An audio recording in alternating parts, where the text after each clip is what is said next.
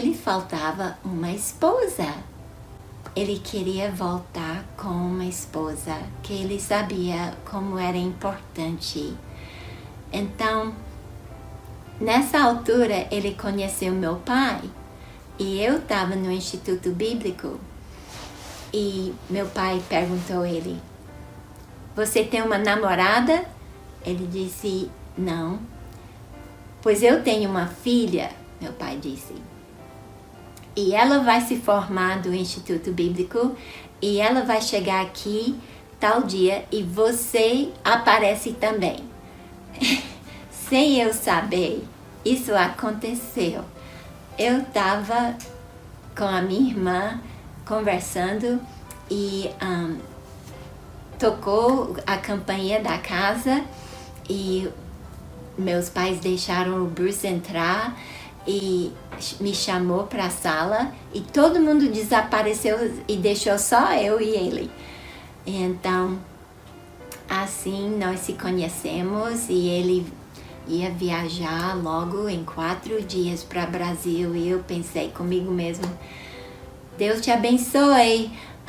E eu pensei que eu nunca ia ver ele depois, mas eu orava por eles e a família dele. Mesmo antes de eu conhecê-lo, eu tinha as fotos dos missionários onde eu estudava a Bíblia e eu orava por eles. E nunca imaginava um dia casar com um deles. Bruce então me convidou e eu vim ao Brasil e eu achei o Bruce gastando a sua vida em discipular esses homens. Então Bruce me convidou a vir e eu cheguei aqui no Brasil em 1976, de novembro. E eu achei o Bruce se dedicando e gastando a sua vida em discipular esses homens e prepará-los para ser pastores, para pregar a palavra de Deus para nossas igrejas e edificar as igrejas na palavra de Deus. Efésios 4, 11 e 12 diz: "E ele mesmo concedeu uns para pastores e mestres, com vistas ao aperfeiçoamento dos santos, para a edificação do corpo de Cristo." É assim que Deus faz a sua igreja crescer, com os pastores pregando a palavra de Deus. E o Bruce estava treinando esses jovens homens para ser pastor. Logo depois que eu cheguei aqui no Brasil, Bruce me pediu em casamento, então nós começamos a planejar nosso casamento e eu havia vindo com um visto de só 3 meses, mas o Bruce me levou ao Polícia Federal e me deram mais 3 meses. E nesse altura... Neste tempo, era necessário, por lei, alguém que iria viajar para o exterior fazer um depósito de uma quantia que, em termos do dólar, eram uns $1.000 no banco. A inflação sendo muito grande, para receber esse dinheiro de volta depois de um ano, ia perder pelo menos a metade do valor por causa da inflação. E nessa altura, ele podia também pedir uma isenção, e ele pediu com bastante tempo, mas não estava chegando. E meu prazo de tempo de poder ficar no Brasil estava se acabando. E a data do nosso casamento marcado. E meu pai ligando e perguntando: "E vocês vêm ou não?" E meu futuro marido, tão calmo.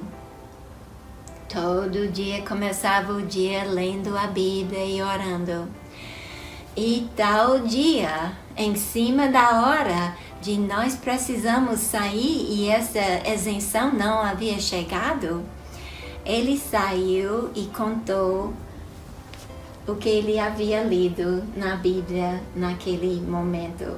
E era sobre o rei que disse: "Senhor, nós estamos cercados aqui em Jerusalém pelo inimigo e nós não sabemos o que fazer, mas nossos olhos estão postos em ti. Acho que isso era Josafá. Era Josafá. Então, essas palavras e espírito calmo do meu marido me consolou. Ele recebeu, então, logo em seguida, a isenção para poder sair do Brasil e viajar fora. E ele me levou à Polícia Federal e eles me deram mais 24 horas.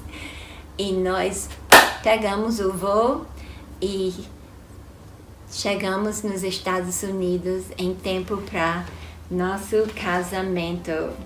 Casamos em dia 11 de junho, o qual é hoje. Estamos celebrando 43 anos de vida conjugal, pela graça de Deus e pela fidelidade do meu marido. Graças a Deus. Então retornamos ao Brasil e começamos a andar pelas muitas águas também. E começamos logo a encher a terra com filhos. Nossos primeiros 2 filhos, Kendall e Daniel, foram uma bênção para nossas vidas. Muitas pessoas acham que filhos incomodam, mas a Bíblia diz que filhos são um presente de Deus, são uma bênção. Salmos 127:3 diz: a herança do Senhor são os filhos, o fruto do ventre, seu galardão. Então, nós voltamos àquela vila Paraguai, no interior de Ceará, onde o pastor Bruce havia ajudado seu pai no ensino dos alunos no Instituto Bíblico, fazendo discípulos lá. E se tornamos membros da Igreja Bíblica de Paraguai e colocaram a gente para ensinar os jovens. E um jovem em particular, nós demos uma Bíblia para ele. Ele era um novo convertido, o nome dele é Antônio Carlota, e nós convidamos ele para estudar no Instituto Bíblico. E ele foi explicar para o pai dele, onde ele trabalhava para o pai dele nas roças. Ele disse: pai, é só um dia na semana e posso estudar no Instituto Bíblico? E o pai deixou. E Antônio, quando era pequeno, ele não gostava de estudar, então ele não sabia estudar muito bem ou ler, porque ele não havia ido para a escola muito quando era criança e não havia aprendido a ler muito bem. Então foi difícil para ele. E foi nesse tempo quando não tinha o equipamento que tem hoje e o Bruce passava toda a matéria na lousa com giz e o aluno então copiava no seu caderno toda a matéria. E foi muito difícil para Antônio. Mas sabe uma coisa? Ele amava a Deus. E ele colocou seu relógio para despertar ele bem cedo de manhã, para ele levantar e ler a Bíblia. Ele também fez esse estante de madeira para colocar os livros que os professores haviam dado para os alunos. E todo dia ele estudava a palavra de Deus. E ele fazia muitas perguntas ao pastor Bruce para aprender. Ele queria aprender e conhecer a Deus. E ele cresceu na graça e conhecimento de Deus.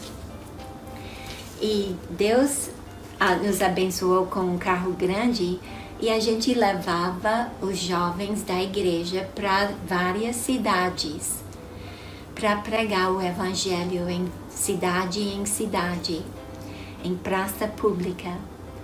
Um dia, Antônio perdeu o carro, mas ele veio sozinho de bicicleta. Só para você ver o interesse que ele tinha de não perder esse culto. E ele tinha um compromisso aquele dia de participar, porque cada aluno tinha que participar, ou ler a leitura bíblica, ou dirigir os cânticos, ou dar um testemunho. E nesse dia era o tempo dele, a vez dele de dar o seu testemunho. Então nós agradecemos a Deus pela fidelidade do Antônio, e ele hoje continua sendo um homem fiel.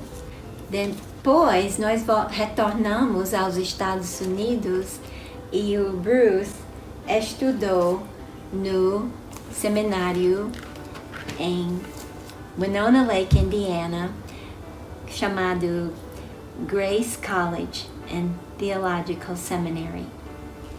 E lá ele recebeu seu mestrado em missões. E ele estava todo o tempo estudando. E era tantos livros que ele precisava ler, e era prova toda sexta-feira. E ele sentiu que ele estava começando a sentir como ele tivesse uma úlcera. E ele realmente, então,